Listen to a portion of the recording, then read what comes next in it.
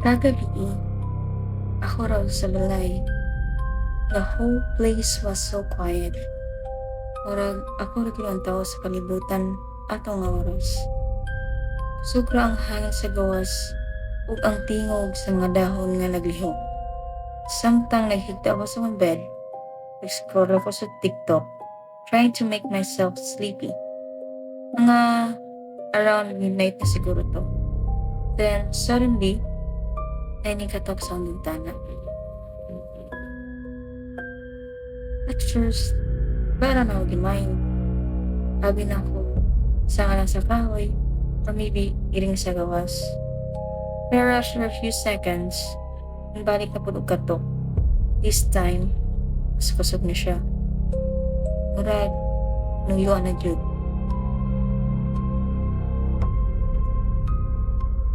Nakabantay ko nga murag, bugnaw klit ang ang kwarto. My electric fan was still on, pero murag wala ko'y mabating hangin. Sige ang kong heartbeat was slowly standing up gikan sa bed. Honestly, gusto na ito ako magtalikod ug matulog na lang. Pero, curious cute ko. Hinahinay ko nilakaw padung sa bintana. Every step na ako, murag, kabugat akong lawas. Then, nagmukog hinay nga laughter ikan sa gawas. Dili ko kasabot kung babae ba o lalaki ang tingog. Pero, creepy kayo siya paminawon. Pag-abot na ako sa bintana, hinahinay na ko gabi ng kortina o dito ko nakurat pag-ayag. So standing outside my window was me. Maraming nawong, maraming buhok, maraming sanina. Even the small scars sa akong agtang, napod siya. Pero ang nakahadlok, kaiyang mata. Pure white, walay pupil. Ang iyang smile, blue-eyed. Murag, dili na pang tao. Kaatras ko sa baba, nahulog ang cellphone sa floor. Pero siya, lagi siya ni Hawa. Tutong karagapon siya na ako, while slowly smiling wider and wider. Then, inay niyang ipatasa yung kamot.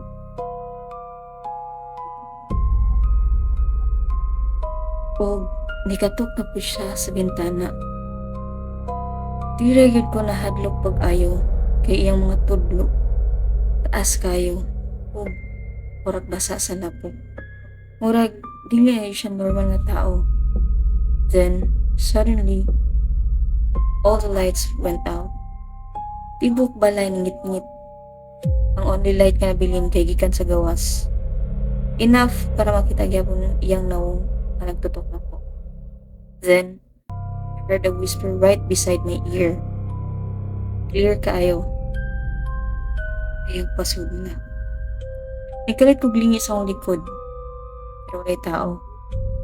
Walay ko na sa kwarto. Pagbalik na akong tanaw sa bintana.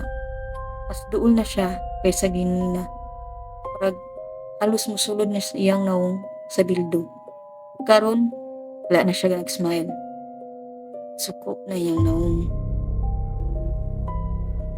Then she spoke. Sa akong tingog mismo. Ano man, ako man eh. Kalit ni kusog ang katok. Murag mabasag na ang salamin sa kabaskog.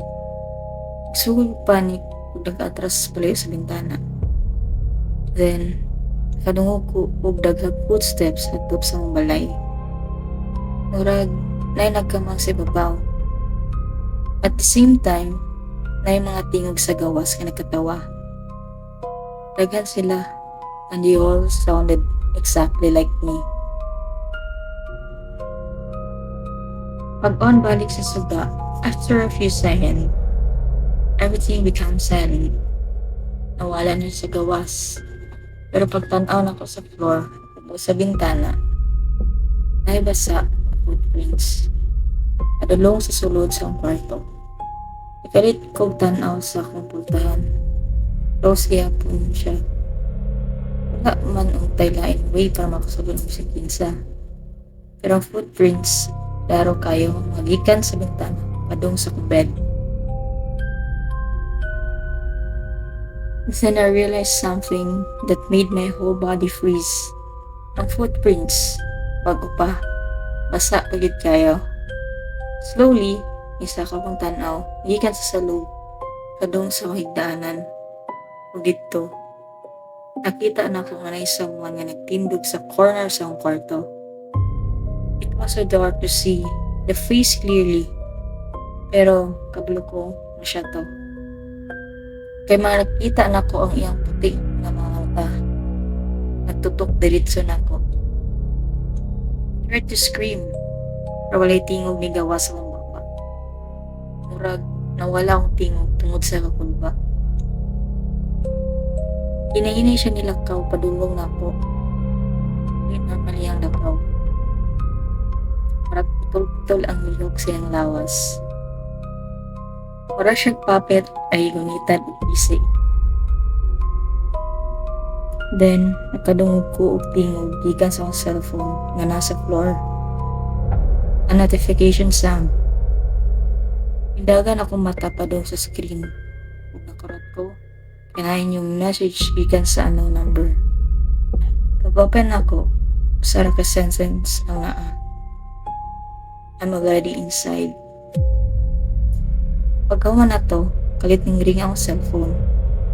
Anong number gyapon? Nanguro kong kamot while answering the call. Wala ako'y madungog sa pikas line at first. Kundi, reading lang. Inay, pero bugnaw kayo paminawon. Then the voice whispered, "Look under the bed." Mahunong gid akong paginawa. Basta diyang hinahinay kong tanaw paubos. Ay doon kaputi nga mata nga nagtutok na daan ako ikan sa ilawom sa akong hagdaanan. Dili na ako kaya magtanaw dugay or before ko makaatras. Kahit siyang ngisi. Too wide. Same smile sa naa sa bintana.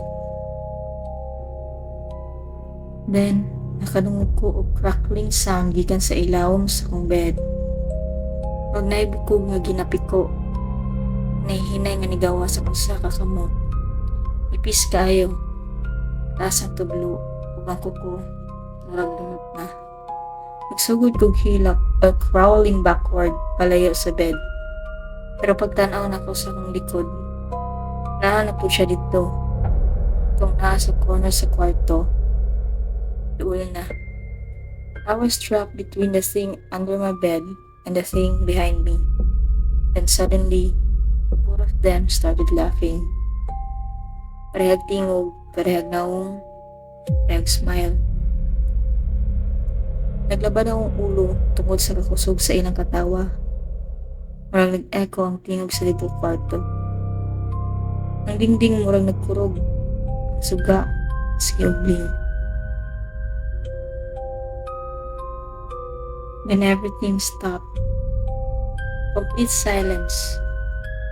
Pagkahuman, kadungog ko tingog gikan sa doorway sa mong balay. Footsteps. Ilang usa. Daghan. Slowly sila naglakaw padung sa kwarto. At basa ilang tiil kay madungog na ko ang pagkapak sa tubig sa floor. Then one by one, may mga kamot nga nigunit sa kapultahan gikan sa gawas. I could hear them scratching the wall, and someone whispered outside my room, "Brihe ang portahan."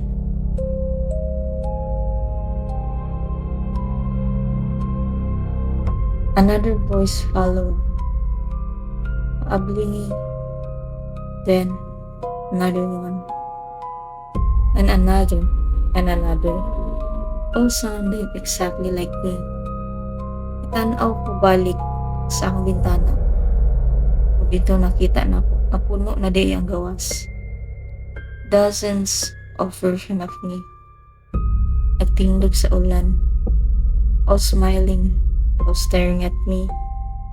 And slowly, we started knocking at the same time.